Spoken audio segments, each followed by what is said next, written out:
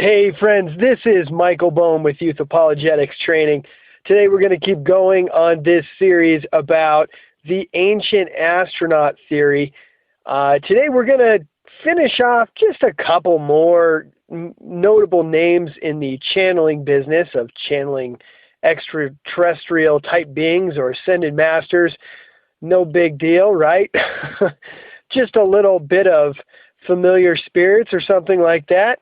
It's all good, right? Okay, anyway. And then we're going to talk about some of the evidence that the ancient astronaut crowd uses from various artifacts and places around the world. And we'll probably be talking about this for a couple days. Various places around the world that, human hands, us humans would have a hard time building, although that doesn't really prove anything, but modern man might have some challenges trying to put these things together. And so therefore it must have been something outside of Earth. Okay, that's the gist of that argument. Also some some artifacts, some cave paintings, some classical paintings, different things that depict what looks like spaceships or aliens or something like that. Again, their contention is that it is artwork that is depicting a real phenomenon. So we're going to start looking at some of those bits of evidence today. So with that, let's go ahead and jump in. We have Gary Renard, who channeled two other ascended masters who called themselves Persa and Arton. And like I said, guys, that whole concept of the ascended masters is going to come up over and over and over in different occultic style theology. People like the Theosophists and different New Agers. It just keeps coming up, doesn't it? So anyway, and we got Robert Shapiro and his entity that he calls Zeus. And Zeus gave him many different books. He has this whole series called the Explorer Race. And oh man, just to give you some titles here. Origins and the Next 50 Years. Another one, Creators and Friends, The Mechanics of Creation. Another one, Particle Personalities, Race and Beyond, The Council of Creators, ISIS, the Explorer Race and Jesus, Earth History and Lost Civilizations, ET Visitors, Techniques for Generating Safety, Animal Souls Speak, Astrology, Planet Personalities, and Signs Speak, ET Visitors Speak, Plant Souls Speak, Time and the Transition to Natural Time, ETs on Earth. And then he's got all these other series, stuff about UFOs, shamans, there's that shamanism thing again, Sedona, maybe we'll get into that in this series. I don't know. Probably not. I don't know. Okay, and it just keeps going on and on. I don't want to get stuck in a rut here, and I kind of think I did. There's so many of these people out there that are claiming that they're channeling extra-dimensional or extraterrestrial beings who give them advice, give them philosophy. They just advise these people on everything. Every time they touch on faith, they always go after the Christians. And there's nothing biblical, nothing godly about them. The point being, this is another one of those evidences that is used to support this whole ancient astronaut philosophy or theory. All right, so let's change gears here. Let's move on. Let's look at some different various names that are involved with this movement, influential people who are pushing this ancient astronaut theory. And there are so many people involved with this movement, and they have such a wide array, a diverse take on how these ancient aliens, these ancient astronauts came to Earth and created life. There's so many different spins on the story that I'm never going to be able to cover them all. But these are some of the bigger names that are involved. And I guess, by the way, while I'm mentioning it, because I'm mentioning that there's so many different spins, even Scientology has an ancient astronaut origins type story with this evil ruler. I think his name was Xenon or Zeno. I think it's Xenon. I'm going to do a series on those guys not too far down the road. I'm a little bit rusty on some of their history and their more bizarre beliefs, but it's been a while. Put it that way. It's been a while since I've looked at them. But they were founded by L. Ron Hubbard, who was a science fiction writer. And so their origin story is about as science fiction-esque as you can get. It's pretty entertaining. But anyway, those guys, how about this one? The Nation of Islam. All right, don't get confused with Islam, you know, the religion that is practiced throughout the whole Middle East, whether they're Shiites, Sunnis, or otherwise. I'm just talking about the Nation of Islam, which is more of a United States-based Islamic cult. Okay, you know what I mean by cult? As in, they took the orthodox beliefs of Islam and then modified them so badly that Muslims would consider them a cult. A group of people who have basically taken some of the concepts of their faith and then perverted their essential doctrines, if you will, so bad that they've earned themselves a title of a cult. But they appeal to more of the black crowd in the United States, as they basically describe. I don't want to get into this too much. I'm gearing up to do a series on Islam. It's already recorded, actually, and I just wanted to post this series first. So I will be doing a series on Islam, and I am going to mention the Nation of Islam during that series and let you guys kind of get a feel of how those guys believe. But their current leader, Louis Farrakhan, believes in some alien-esque material as well, and we'll get into that. I'm just trying to give you guys a feel because this is so widespread. Again, it has to be dealt with, and most different apologists out there, I think they're a little bit scared to touch it because it's so bizarre. But I'm kind of a bizarre guy, and I'm not really afraid to deal with strange subjects. But this is going to be a big deal in the coming years. More and more people are buying into the theory, the idea that aliens created life. I mean, let's face it, evolution is starting to fall out of vogue because people are finding that it's got so many holes, and more scientific mishaps, mistakes, and assumptions are starting to come to light that, 20, 30 years ago could fly, but now during the age of the internet, people are finding stuff out and they're going, what? Really? And all these things that are happening at universities where people are getting kicked out for professing belief in intelligent design, or perhaps letting on that they do believe in a designer of some kind. And so now people are starting to shift focus, and you're seeing a lot of people who are refusing to believe in God. They're starting to believe that some kind of life from outer space brought it here. Now, let's look at one of these names, Eric von Daniken. He was made popular around 1968 when he published his book, Chariot of the Gods. And von Daniken, basically his main source of thought or argumentation on this subject is that there's a lot of artifacts and structures around the world, and you're going to find this as a common theme amongst a lot of ancient astronaut theorist type people. But many of the structures around the world and artifacts exhibit technologies and attributes about them that von Daniken and many others argue simply could not have been done by humans. All right, and I'm just going to throw in, I like to throw in my legal disclaimers once in a while. I don't believe in aliens, okay?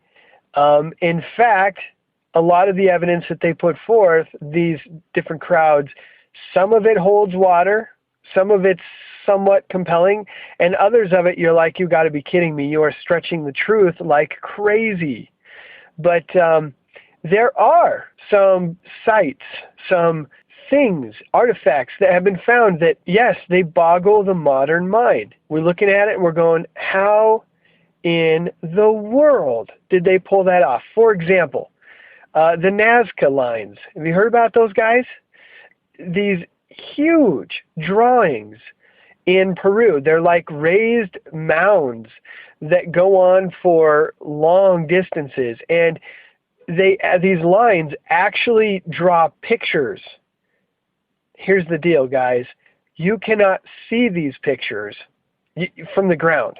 You have to be flying in order to see them done, and they're quite amazing. It's kind of like, kind of also like the whole crop circle thing.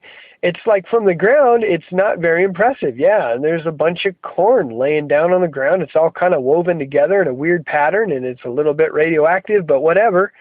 But then you go up into an airplane or a helicopter, and suddenly it's like, holy smokes, wow, how did they do that?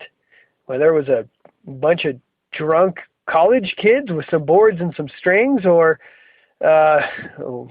something else. That's the question, isn't it? And so we're looking at these things like the Nazca lines in Peru. In fact, there's one of these pictures that's drawn. It's a giant spider, and I can't remember exactly specifically what kind of spider, but this one spider is interesting. One of its legs is way longer than the rest of its legs. Well, this is a particular spider that you can't really see with the naked eye. It's just that small. And the thing about this spider is, during a certain time of the year, one of its legs gets really, really long, and it turns out that that particular leg is, well, it's a useful digit in the reproduction process. Oh boy, how do you say those kind of things? And it's interesting because, you can't see this drawing from the ground. You just see these mounds, these lines. They're just a mound going for a long distance, and it connects with another mound, and that mound goes a long way, and it connects with other mounds, and you don't really notice what's going on until you get up in the air, and you're going, whoa, look at that. Well, so you have this mound you can't really check out. You don't know what it is from the ground. You can only see it from the air, and it's depicting a spider that you can't see with the naked eye. How did they do that? Well, there's probably some good explanations. But, again, the ancient astronaut crowd would say, well, aliens showed them how to do that. Somehow, some way, these ancient astronauts, with their various theories, came to Earth and taught them this. You have things like the pyramids in Egypt, the pyramids called Giza, and you've got these 3 pyramids. It's been a long time since I've studied this. I'm just kind of going from memory. This was back before I was saved. I was reading books by Graham Hancock and watching videos of Richard Hoagland. We'll talk about Richard Hoagland in a little bit, but Richard Hoagland and others argue that these pyramids, with these giant stone boulders that are carved into bricks, basically, and stacked up, and they're hundreds, some of them are hundreds of tons. And somehow these boulders were mined, if I remember right, like hundreds of miles away, at least a long distance. Let's just say that. They're mined a long distance away. Again, I'm going from memory here. But then somehow they're transported there. The best theories are that they put these things on round logs and rolled them on the logs. And if you can imagine, you put, 20 logs under one of these stones, and as you push it forward, one of the logs rolls out the back end of the stone, and so you pick up the log and you run it around to the front of the stone and you set it there, and then you move it forward a little bit until the next log pops out the back, and you just move it that way. But then a group of people tried to reproduce this and were unable to do it because it would just grind the logs to just nothing under the weight of these stones. And then they found that they were unable to lift a lot of these stones without huge cranes, gigantic cranes, the kind of cranes that take like 2 weeks to put together and have to be transported in like 20 different semis and stuff like that. So again, this is their arguments, not mine, okay? There might be good logical explanations for all this stuff, but they stacked these stones up with whatever technology they used to get them stacked, whether they had a crane or whatever, and they put them together so close, so seamlessly that you can hardly even get a slip of paper between the cracks of these stones. They're pushed together so tightly and perfectly. Again, I'm not going to say, I don't know how they got there, but it is pretty amazing. Beyond that, I mean, going back to the whole crane thing, one of their arguments is that, gosh, if they were able to put together a crane that amazing that could pull off a feat like that, these are the people who drew pictures, hieroglyphs of every aspect of their lives, from the mundane to the fantastic. And one of the arguments from the ancient astronaut proponents are that, look, they made pictures of everything. How come they didn't make a picture of this crane? At least one. Where is the crane? Where'd it go? What lifted those and set them in place? I don't know. But that is one of their arguments. Another thing about that Giza pyramids is, if I remember right, they're positioned to where one of the corners points true north. Again, guys, amazing. The pyramid has not settled. It hasn't, we build a house and the house settles. In fact, I work at I put a security system into a company that's really close to my house. And you go down in the basement, and I kid you not, there are parts in the basement where you're afraid that the building's going to collapse on you because the walls are separating and cracking. And I mean, we're talking about cracks that are about 2 inches wide, and beams, concrete beams above your head that have cracked and split down the middle and are separating. And you're thinking, wait, so what is holding the upstairs from falling down on me? So going back to the pyramid, we're talking about giant stone blocks that weigh hundreds of tons stacked up on each other all the way up to the tippity top of this gigantic pyramid, and that thing's not settling or sinking? So yeah, again, how did they do that? They built the pyramid incorporating pi. As in, if you were to have an imaginary perfect sphere that was the size of the pyramid, a sphere that fit around it, the points of the pyramid, the base points and also the top, would just touch the circle, the sphere, not a circle, sorry, the sphere at the edges of the sphere. Does that make sense? Am I making sense at all? Then there's this whole thing, Richard Hoagland goes on and on about 19.5 degrees, which is the longitude and the latitude or something like that, where the pyramid will touch the circle. It's weird. He goes on and on about if you take, actually, you know what, I'm not even going to talk about that. Forget that. Richard Hoagland and his weird, wacky theories about tetrahedrons and 19.5, and if you go to 19.5 on planet Earth, different longitudes and latitudes or whatever, you're going to find all kinds of big power centers on the planet. I don't even know. And to be honest, I think that is so hokey. But anyway, all that to say, okay, places like Easter Island with those giant, weird-looking heads that are just kind of hanging out. Hey, what's up? I'm a head. I'm just kind of hanging out here. I found a way to get ahead in life. I know. Okay. Anyway, how did they get there? Well, whatever. There's a lot of these things. The human mind is amazing. God has given us some serious brain power, and if we set our mind to something and think about it and really dwell on it, we can pretty much accomplish just about anything. And we continue as a people on this planet to prove that over and over and over with new crazy inventions. So yeah, okay, so we can't reproduce the pyramids today. That doesn't mean that given, a large army of slaves, praise God, we don't have one of those on the earth right now, but had we had a large army of slaves that you could treat like dirt and decide to do some humongous, insane, and unsafe building project like trying to recreate the pyramids, and then you had a team of guys get together and really think it through, we could probably pull it off. I don't know. Okay, and as we go towards the end of this series, I'm going to give you a perspective from some Christian groups on this ancient alien thing. I wanted this series to be rounded out. Okay, I didn't want to just refute the whole idea of ancient astronauts. I wanted to give you some of the more strange side of Christianity.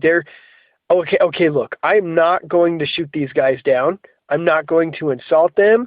I'm going to do my best not to, because honestly, these are good Christian people. They're trusting in Christ for the forgiveness of their sins, and they just have a theory, okay? They have an all-inclusive, almost meta-narrative concerning these ancient astronauts. They don't believe in aliens, but they do, I'm going to tip my hand a little bit here, they do believe that there are beings that are visiting this planet and posing as aliens from outer space, but it is just one of many deceptions, very well-crafted deceptions that Satan has busted out over the last several thousand years. They believe that basically we've got fallen angels impersonating alien beings, and also their theory goes much farther than that. In fact, we're going to talk about some stuff later that gets so strange and so bizarre. Like I said, this is like a meta-narrative in the Department of Ancient Astronauts.